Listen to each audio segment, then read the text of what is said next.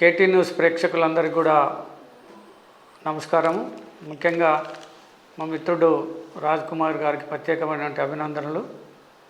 ఈరోజు విశ్వకవి రవీంద్రనాథ్ ఠాగూర్ గారి యొక్క 164వ జయంతి సందర్భంగా నన్ను ఆహ్వానించినందుకు వారి గురించి మనము మాట్లాడుకోవాల్సిన అవసరం ఉందని తెలియజేస్తూ కేటీ న్యూస్ యాజమాన్యానికి ప్రత్యేకంగా కృతజ్ఞతలు తెలియజేస్తున్నాను.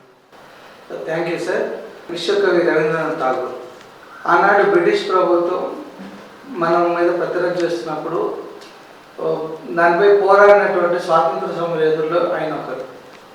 ఆయన అనేక కవిగా, రచయితగా, తర్వాత ఎన్నో భారతదేశానికి సేవలు అందించి ఇలా జాతీయ గీతాన్ని కూడా మనకి ఈరోజు పాడుకుంటున్నామంటే అది కేవలం ఆయన యొక్క కృషి ఫలితమే చెప్పవచ్చు. అలాంటి అంతేకాదు ఒక నోబెల్ పురస్కారాన్ని అందుకున్నటువంటి మొట్టమొదటి ఆసియా వ్యక్తిగా కూడా మనం చూస్తున్నాం. అలాంటి మహోన్నత వ్యక్తుల గురించి మా కేటీ న్యూస్ ప్రేక్షకుల కొరకు మీ విశ్లేషణ. రవీంద్రనాథ్ ఠాగూర్ గారు బెంగాల్లో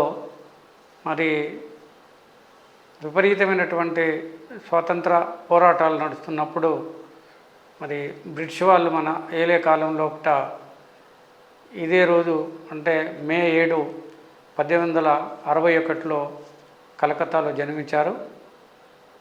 ఆయన పుట్టుకతోనే ఎడ్యుకేషన్లో చాలా చురుకైన వ్యక్తిగా పేరు తెచ్చుకున్నాడు. ముఖ్యంగా ఆయన మీరు ఇప్పుడు అన్నట్టు నోబెల్ లారెట్ అయిన మొట్టమొదటిగా ఆయన చాలా ఇబ్బంది పడ్డ రోజులు. ఆయన బెంగాల్లో ఇంగ్లీష్లో ఇవన్నీ ఇంగ్లాండ్ పోయి కూడా ఆయన ఎడ్యుకేషన్ కంటిన్యూ చేసి అక్కడ విద్యను అభ్యసించిన తర్వాత చాలామంది డాక్టర్ బిఆర్ అంబేద్కర్ కావచ్చు, గాంధీ గారు కావచ్చు, తర్వాత బీసీ రాయ్ గారు, వీళ్ళంతా భారతదేశంలో నుండి వేరే దేశాలకు పోయి అక్కడ చాలా విద్యను అభ్యసించి భారత ప్రజలకు సేవ చేయడానికి రిటర్న్ వచ్చిన వాళ్ళు. ఇప్పటి రాజకీయ నాయకులు వాళ్ళ పిల్లలందరి అమెరికా, ఇంగ్లాండ్, ఆస్ట్రేలియా పోయి కోట్ల కొద్ది డబ్బులు సంపాదించుకుంటే ఆనాటి సమరయోధులందరూ అక్కడ పెద్ద పెద్ద చదువులు చదివి భారతీయుల దగ్గరికి వచ్చి వాళ్ళ సేవ చేశారు. అందులో ఆ కేటగిరీకి చెందినవాడే విశ్వకవి రవీంద్రనాథ్ ఠాగూర్ గారు. ఆయనకు ఇక్కడికి వచ్చిన తర్వాత 1902లో తర్వాత 1907 నుంచి చాలా ఇబ్బందికరమైన జీవితంలో ఆయనకు మరపురాని చాలా ఇబ్బంది పెట్టిన రోజులు ఏంటంటే 2లోనే 2 పిల్లలు, 1903లో మిస్సెస్, ఇంకొక పిల్లవాడు 1907లో. అంటే 1902 నుంచి 1907లో 2 పిల్లల్ని, భార్యల్ని పోగొట్టుకున్నాడు. దీన్ని మనం పోల్చుకున్నట్టంటే డాక్టర్ బిఆర్ అంబేద్కర్ కూడా తన పిల్లల్ని 3 పిల్లల్ని పోగొట్టుకున్నాడు, ఒక కూతురును పోగొట్టుకున్నాడు. ఎందుకంటే అప్పుడు మన ఎడ్యుకేషనే కాకుండా వైద్య విధానం అంత లెవెల్లో అభివృద్ధి చెందలేదు. చాలామంది మాల్నరిష్డ్గా సరిగా వైద్యం లేక అప్పుడు అన్ని అంటువ్యాధులు వచ్చినాయి. కలరా లాంటి అంటువ్యాధులు, తర్వాత మసూచి, ఆ బాధలతో తన పిల్లల్ని పోగొట్టుకున్న తర్వాత ఆ క్రమంలోనే 1907లోనే 1910 వరకు ఆయన చాలా కష్టపడి 1910లోనే ఇప్పుడు గీతాంజలి అనేటువంటిది ఒక పెద్ద బుక్ రాయటం జరిగింది. అదే ఇప్పుడు 1901 నుంచే మనకు నోబెల్ ప్రైజులు ఇవ్వటం స్టార్ట్ అయింది. 1901 నుంచే నోబెల్ ప్రైజులు స్టార్ట్ అయినాయి. నోబెల్ ప్రైజులు లేవు. నోబెల్ ప్రైజులు 1901 నుంచి స్టార్ట్ అయినాయి. 1895లో ఆల్ఫ్రెడ్ నోబెల్ అనే ఒక పెద్ద సైంటిస్ట్తోని ఈ నోబెల్ ప్రైజులు ఆయన స్వీడిష్ ఆయన మెమరీస్తో ఆయనే స్టార్ట్ చేశాడు. తన సంపాదన అంతా 90 పాళ్ళ సంపాదనను ఈ నోబెల్ ప్రైజులు ఇచ్చడానికి ప్రపంచ మానవాళికి ఒక మంచి జరగాలి, ప్రపంచ మానవులంతా నీతివంతులుగా బతకాలి, ప్రపంచ మానవులంతా బీదరికం నుంచి బయటపడాలి, ప్రపంచ మానవులంతా జ్ఞానులై ఉండాలి, ప్రపంచ మానవులందరికీ మంచి వైద్యం అందాలి, మంచి విద్య అందాలి అనేటువంటి నాలెడ్జ్తో ఆల్ఫ్రెడ్ నోబెల్ తన సంపాదన అంతా పెట్టి ఈ నోబెల్ ప్రైజ్ని స్టార్ట్ చేసిండు. అది స్టార్ట్ అయిన జస్ట్ 10 సంవత్సరాలకే మరి గీతాంజలి ద్వారా ఈయనకు సాహిత్యం లోపట నోబెల్ ప్రైజ్ రావడం జరిగింది. ఇది 1913లో విశ్వకవికి నోబెల్ ప్రైజ్ వచ్చింది. అప్పుడు ఆ 10 సంవత్సరాలలో యూరోపియన్ వాళ్ళకే వచ్చింది, కానీ నాట్ ఓన్లీ ఇండియన్ ఈ మొట్టమొదటి non European first Nobel prize, Nobel laureate అంటారు. కాబట్టి గీతాంజలి అని ఒక పెద్ద, అదొకటే కాకుండా ది హోమ్, ద ఫ్యామిలీ అనేది కూడా ఒక పెద్ద బుక్ రాస్తాడు. తర్వాత ది వరల్డ్ అనేటువంటిది ఒక పెద్ద బుక్ కూడా రవీంద్రనాథ్ ఠాగూర్ గారు. ఇప్పుడు మీరు అన్నట్టుగా జనగణమన, భారత భాగ్య విధాత అనేటువంటిది కూడా ఒక పెద్ద, అదొక పెద్ద అంటే పోయం లాంటిది, భారత భాగ్య విధాత. ఆయన మన భారతదేశానికి చేసినటువంటి సేవలు ముఖ్యంగా అప్పుడు గాంధీ గారు ఉధృతంగా, అది యాక్చువల్గా చెప్పాలంటే గాంధీ గారి కంటే ఒక 8 ఏళ్ళు పెద్ద. ఈయన 1861లో పుడితే గాంధీ గారు 1869లో పుట్టిండు. అంటే గాంధీ గారి కంటే ఇంకా కొంత పెద్దవాడు. తర్వాత ఇప్పుడు గాంధీ గారు అంటే ఈయననేమో విద్యాపరంగా అంటే మానవ సమాజాన్ని అన్నీ ఎలా అయితే రాశాడో ఆయన చాలాసార్లు తన గీతాంజలిలో కానీ దాంట్లో చెప్తుంటాడు. ప్రపంచంలో ఎక్కడైతే న్యాయం ఉంటుందో, ప్రపంచంలో ఏ జీవికైతే స్వాతంత్రం ఉంటుందో, ప్రపంచంలో ఏ దేశంలో అయితే మహిళలు అనగదొక్కబడరో, ఏ దేశంలోనైతే ప్రజలు ఒకరిని హింసించుకోరో, ఏ సమాజంలోనైతే అలాంటి సమాజంలో నేను బతుకుతానంటాడు. సో అది ఒక గొప్ప సందేశాన్ని ప్రపంచానికి ఇస్తుంది. కాబట్టి ఆయనకు సాహిత్యంలో పురస్కారం ఇస్తుంది. చాలామంది సాహిత్యవేత్తలలో నోబెల్ పురస్కారాన్ని పంచుకున్నారు, కానీ ఈయన పురస్కారాన్ని పంచుకోలేదు, ఒక్కనికే ఇవ్వబడింది. అదేవిధంగా మన స్వాతంత్ర సమరం పోయినప్పుడు ఆయనలో ఒక గొప్పతనం ఏంటంటే 1915లో అప్పటి బ్రిటిష్ ప్రభుత్వము నైట్హుడ్ అనే బిరుదు ఇచ్చిండ్రు. 15 ఆయనకు 13లోనేమో నోబెల్ ప్రైజ్లు వచ్చింది. అది ఇచ్చిన 2 సంవత్సరాలకే బ్రిటిష్ ప్రభుత్వము నైట్హుడ్ అనే బిరుదు ఇచ్చింది.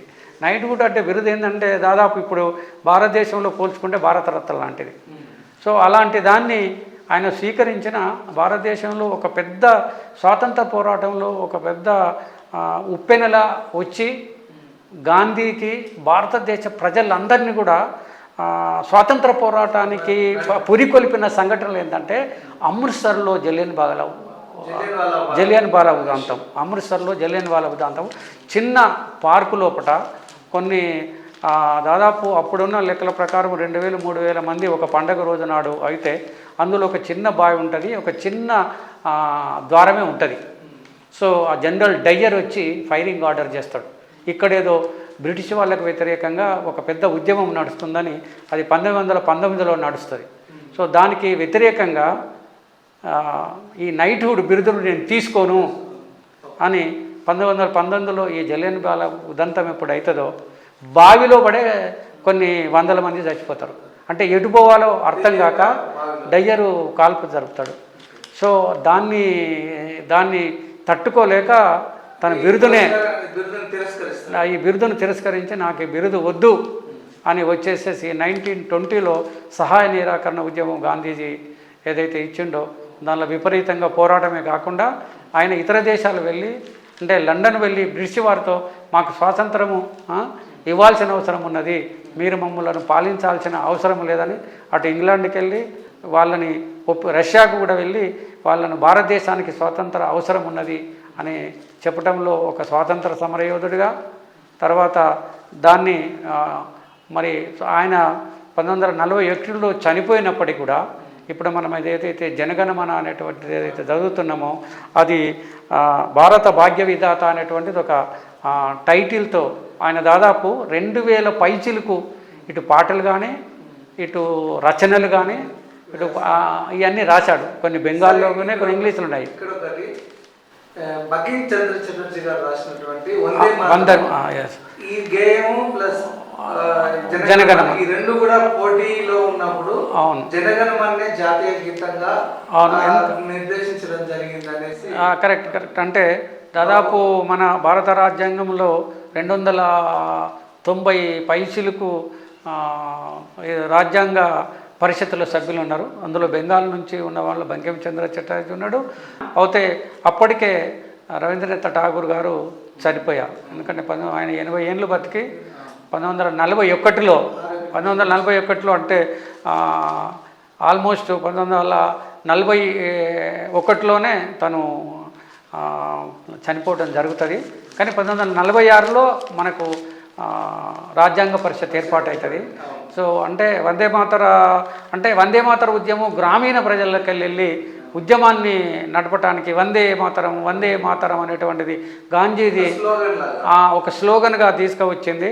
దానికి జనగణమన అనే దాని మీద అయితే జనగణమన లోపల ఉన్నది ఏంటంటే ఆసేలు హిందూశలం అంటే కశ్మీరు నుంచి కన్యాకుమారి వరకు అన్ని యొక్క రాష్ట్రాలు, అన్ని సంస్కృతులు, అన్ని భాషలు, అందరు ప్రజలు మేలవింపుగా ఉన్నదనే దాని మీద ఒక డిస్కషన్ జరిగింది. దాదాపు కొన్ని రోజుల డిస్కషన్ తర్వాత జనగణమననే మన జాతీయ గీతంగా ఉండాలనేటువంటిది ఆయన చనిపోయిన తర్వాత ఇది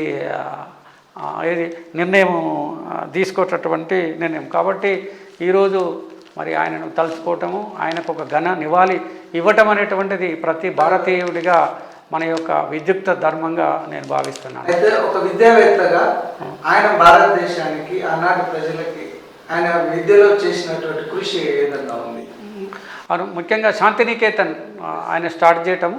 శాంతినికేతన్లో అంటే గ్రామీణ ప్రజలకు పోయిండు. చాలా ముఖ్యంగా విశ్వకవి రవీంద్రుడు చేసిన గొప్పతనం ఏంటంటే గ్రామీణ ప్రజలకు పోయి ఆయన శాంతినికేతన్ను పెరిఫెరీ లోపల తయారు చేసి దాదాపు 1,00,000 మంది పైకి విద్యార్థులను తయారు చేశాడు. ఒక్కరిద్దరిని కాదు, 1,00,000 పైచిలకు మంది గ్రామీణ విద్యార్థులను తయారు చేయటమే కాకుండా అది ఒక విశ్వభారతి విశ్వవిద్యాలయంగా అది పేరు సంపాదించుకున్నది. దాన్ని ఆలోచించుకొనే మరి బ్రిటిష్ ప్రభుత్వం ఆయనకు నైట్హుడ్ ఇవ్వటం జరిగింది. అంటే గ్రామీణ ప్రజలకు అందుకోసం మనకు జనగణమనలో కూడా భారతదేశం అన్ని గ్రామీణటువంటి మన అంటే నదులు కానీ ప్రజలు కానీ మన సంస్కృతి కానీ అన్నీ కూడా పంజాబ్, సింధ్, గుజరాత్, మరాఠా, ద్రావిడ్, ఉత్కల వంగ అంటే కాశ్మీర్ టు కన్యాకుమారి వరకు దాన్ని పోషించిండు. కాబట్టి మరి ఆయనకు మనము ఘన నివాళి కేటీవీ న్యూస్ ప్రేక్షకుల ద్వారా మన ద్వారా ప్రతి భారతీయుడు కూడా ఆయనకు ఘన నివాళి అర్పించాల్సిన అవసరం ఉంది. ఆసియాలో మొట్టమొదటి నోబెల్ గ్రహీతగా పొందిన వ్యక్తి విశ్వకవి రవీంద్రుడిని అర్పిస్తున్నాం. ఆ తర్వాత కాలంలో మరెవరైనా ఈ నోబెల్ ప్రైజ్ ఎంపికయ్యారా, పొందుకున్నారా? మనకు దాదాపుగా చాలా అంటే స్వాతంత్ర పోరాటము ఎట్లాగైతే సంపాదించుకుంటున్నామో మన భారతదేశము ఇప్పుడు మనము ఇప్పుడే మనం అనుకున్నట్టు 1901లో మనకు ఈ నోబెల్ ప్రైజెస్ ఇవ్వటం స్టార్ట్ అయింది.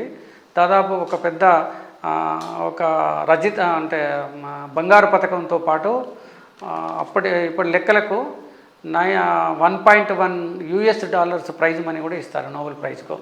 సో మనకు రవీంద్రనాథ్ ఠాగూర్ 1913 వచ్చిన తర్వాత స్వాతంత్రము మళ్ళా ఉధృతంగా జరిగే కాలం లోపల మళ్ళా సివి రామన్ గారు ఈ ఆకాశం బ్లూగా ఎందుకుంది, నీళ్లు బ్లూగా ఎందుకుంది, స్కాటరింగ్ ఆఫ్ లైట్ అంటే ఈ మన కాంతిలో ఉన్న 7 రంగులలో ఈ లైట్ మన నీళ్లు 7 రంగులలో బ్లూను కాకుండా మిగతా వాటిని అన్నిటిని తీసుకొని ఆ బ్లూ కలర్ను స్కాటర్ చేస్తుంది. అందుకే వాటరు సముద్రము నీలిరంగు ఎందుకుంటుంది. This is the CV Raman effect అంటారు. అందుకని 1930లో సివి రామన్ గారికి కూడా నోబెల్ ప్రైజు భారతీయుడిగా వచ్చింది. మనకు భారతీయులుగా 9 మందికి మనకు నోబెల్ ప్రైజ్ వచ్చింది. అందులో వీళ్ళిద్దరూ స్వాతంత్రానికి పూర్వము నోబెల్ ప్రైజు సంపాదించుకున్న రవీంద్రనాథ్ ఠాగూర్ అండ్ సివి రామన్. తర్వాత మన దేశంలో పుట్టకపోయినా ఫారిన్ లెక్కల్లో స్వీడన్లో పుట్టినటువంటి మదర్ తెరీసా పీస్ మీద తను ఇక్కడికి కలకటాకి ఆయన ఒక టీచర్, సెంట్ మేరీ స్కూల్లో టీచర్గా వచ్చి ఇక్కడే ఉండిపోయి రోగులకు అందరికీ ఇచ్చడమే కాకుండా ఒక మిషనరీ స్టార్ట్ చేసింది ఆమె. సో మదర్ తెరెసా మిషనరీ మూలంగా లక్షల మంది పిల్లలకు ఎడ్యుకేషన్ ఇవ్వడం, అనాథలకు, తర్వాత సేవ చేసే క్రమం లోపల ఆమెకు నోబెల్ ప్రైజు ఇవ్వటం జరిగింది. ఆమెకు అంటే ఇండియన్ సిటిజన్షిప్ ఉన్నది, 5గురికి ఇండియన్ సిటిజన్షిప్ ఉన్నది, 4గురికి మొత్తం భారతీయ వాళ్లకు 9 మందికి నోబెల్ ప్రైజులే వచ్చినాయి. మిగతా మనకున్న ఇప్పుడున్న లెక్కల ప్రకారం 9 మందికే వచ్చినాయి. ఈ 9లో భారతీయులుగా ఉన్న మదర్ తెరెసా, అమర్త్య సేన్ అంటే ఎకనామిక్స్ లోపల బీదరికము మూలాలేంది, ఈ బీదరికాన్ని మనం ఎలా పోగొట్టాలి, తర్వాత దీంట్లో ప్రభుత్వము, తర్వాత సంస్థలది, ప్రజలది పాత్ర ఎంత ఉందనే దాని మీద ఎకనామిక్స్లో అమర్త్య సేన్కు నోబెల్ ప్రైజ్ వచ్చింది. కైలాస్ సత్యార్థి ఆయన ఇప్పుడు దాన్ని ఆధారంగా చేసుకొని మోడీ గారు బేటీ పడావ్ బేటీ బచావ్ అనే దాని మీద ఆయన బచ్పన్ బచావో అనే దాని మీద చిల్డ్రన్స్ ఎక్స్ప్లాయిటేషన్ మీద కైలాస సత్యార్థి గారికి నోబెల్ ప్రైజ్ వచ్చింది. దాదాపు 1,00,000 మంది చిన్నపిల్లల్ని లెస్ దాన్ 14 ఇయర్స్ 1,00,000 మంది చిన్నపిల్లలను తను సొంతంగా అంటే హోటళ్ళకి వెళ్ళి, కర్మాగారాలకు వెళ్ళి, స్కూళ్ళకి వెళ్ళి, పెద్ద పెద్ద కార్మిక సంస్థలకి వెళ్ళి 1,00,000 మంది చిన్నపిల్లలని ఎక్స్ప్లాయిటేషన్ మీద తను స్వయంగా పాల్గొన్నాడు. కాబట్టి కైలాస సత్యార్థికి ఈ 5గురు ఇండియన్ సిటిజన్ ఉన్న వాళ్ళకి నోబెల్ ప్రైజులు వచ్చినాయి. ఇంకా 4గురికి మన హరిగోవింద్ ఖురానా, తర్వాత ఎస్ చంద్రశేఖర్, తర్వాత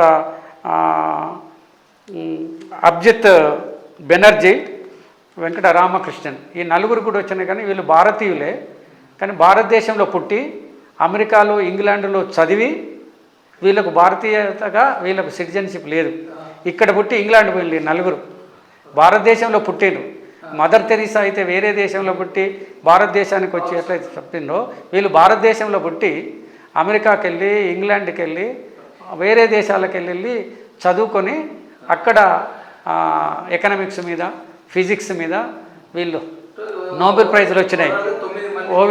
భారతీయ మూలాలు ఉన్న వాళ్ళు 4గురు, అస్సలు భారతీయులు 5గురు. 5లో మదర్ తెరీసా కావదనుకుంటే 4గురికే నోబెల్ ప్రైజులు వచ్చినాయి.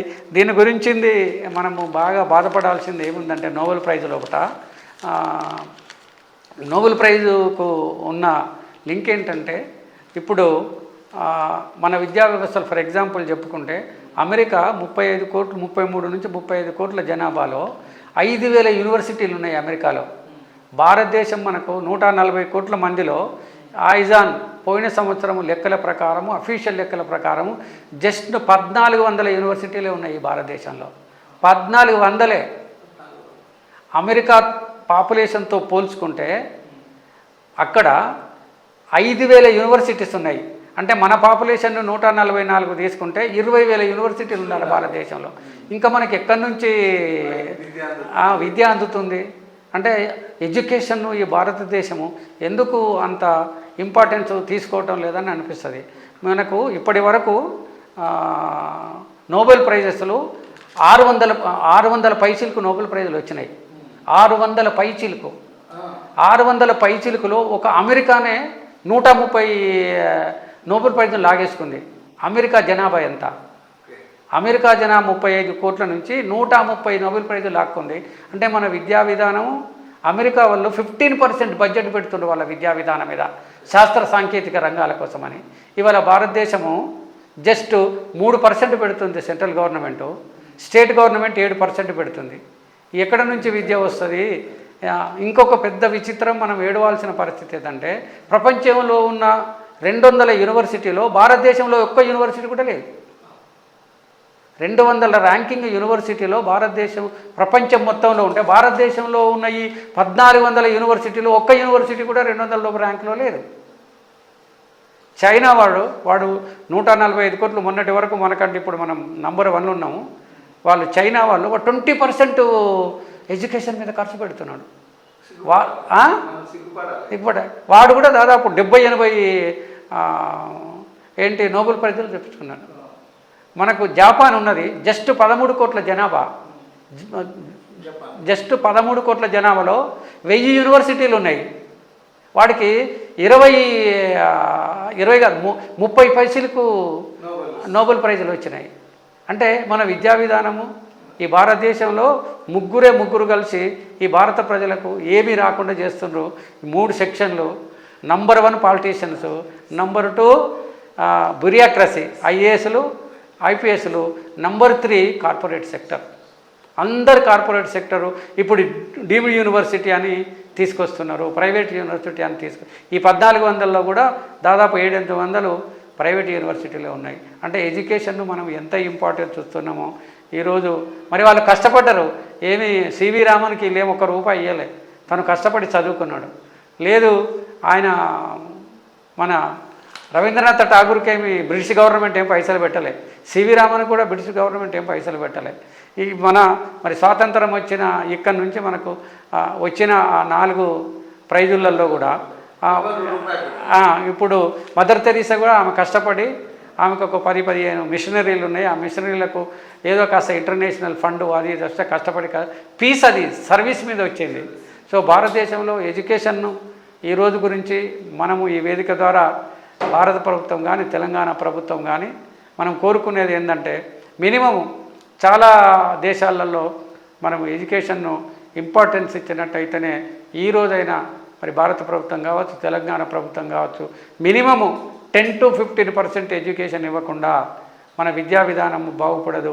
మన ఓటర్ కూడా అసలు ఏం చేస్తున్నదో తెలియదు, జ్ఞానం రావటం లేదు మనకు.